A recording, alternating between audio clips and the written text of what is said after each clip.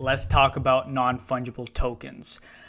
In this video, by the end of this video, you're going to have a clear understanding of what NFTs are, and maybe you'll even have a better insight to where you'll do some of your own research, and it'll be a good catalyst for you to get into NFTs.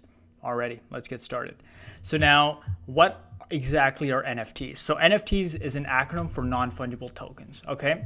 Non-fungible tokens, with a dictionary definition, basically means that they cannot be recreated or exchanged for the same type or the same kind. So they're unique in their own separate ways, okay? Now, a good example of that is art, right? With art, let's just mention the Mona Lisa by Leonardo da Vinci and the Starry Night by Van Gogh.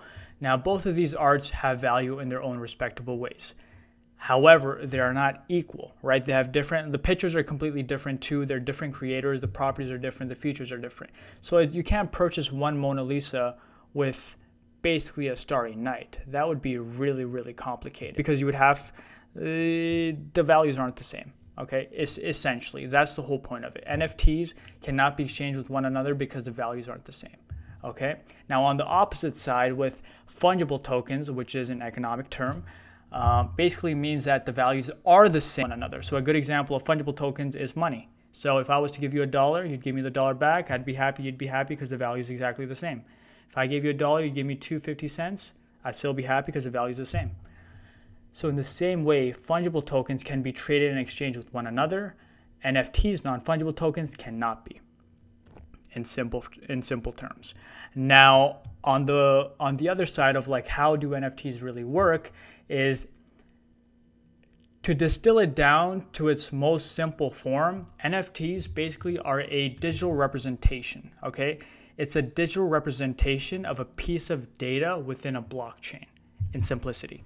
Now, what that means is that digital representation, which is a piece of data, may be an audio file, may be a text file, may be an image.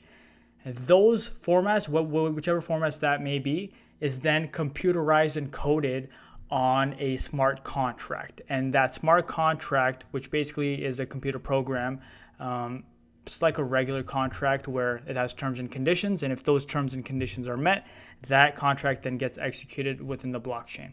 Simple.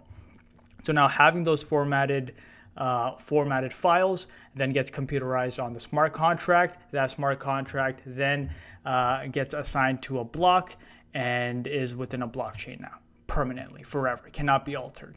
Okay, and that also creates ownership, okay, because one of the more important things about non-fungible tokens is you actually own the asset, and we can see that you own the asset. So when people tell me, Shahir, why can't I just take a picture of your CryptoPunk and I essentially have it, right? Like, isn't this what you showed me? So now I have this. I'd be like, no, it doesn't work like that. A good example of that is like you go to the museum, right? You take a picture of the Mona Lisa in the museum.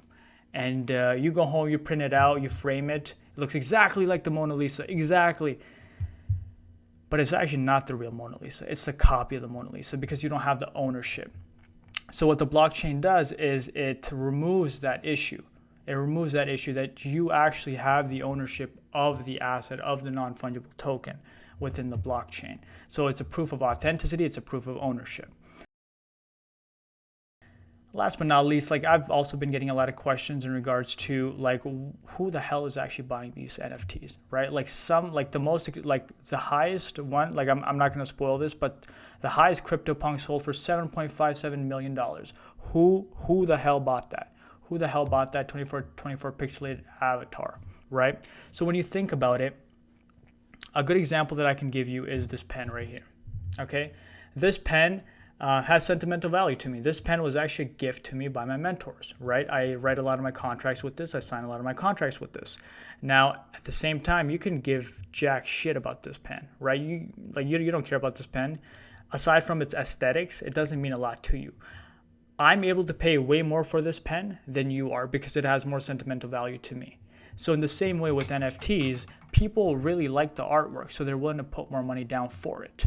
Also, people want to support their creators. That's why people are putting their money down for it.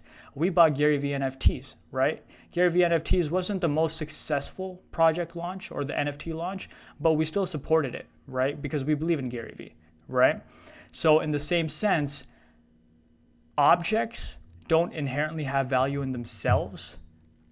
They have value because us as people deem it valuable. And I'm just going to end it with that.